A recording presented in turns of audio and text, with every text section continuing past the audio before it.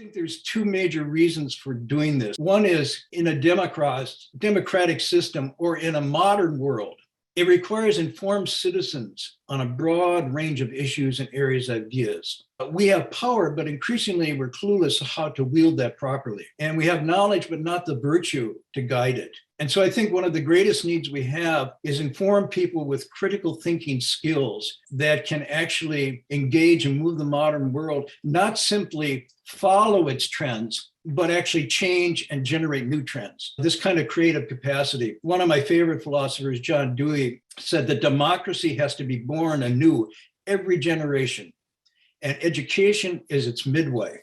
The devotion of democracy to education is familiar to all of us, he said, and a government resting upon popular suffrage voting cannot be successful unless those who elect their governors are educated. This is like the first level of why this broad-based liberal arts education would be important for the modern world. And I think it's even more important now because I think we are all suffering under a post-fact, post-truth phenomenon in society now, and that is not sustainable.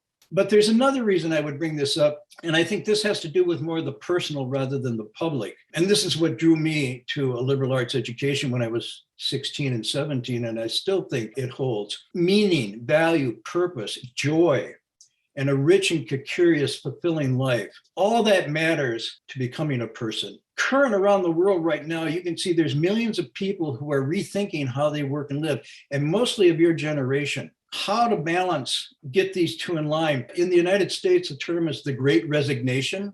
And it's not just because of COVID, but it's coming from a deep alienation, a loss of meaning. There's a famous line from T.S. Eliot that says, I measured out my life in coffee spoons. It's that feeling of driving this resignation.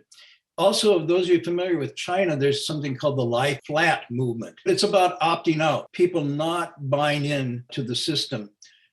So this unrelenting pressure from family and from society and even the government to keep climbing the ladder, a ladder that really never reaches the top and where each rung still feels empty, like I'm not there yet. So it's about an economy that's become overheated and unsustainable, not just in the environmental sense, but in a mental sense, in the psychological, emotional sense. This is a larger reason why people might be interested in stepping out a bit and reorienting on a liberal arts education to reconfigure and reimagine what their lives might be, driven by a different dimension.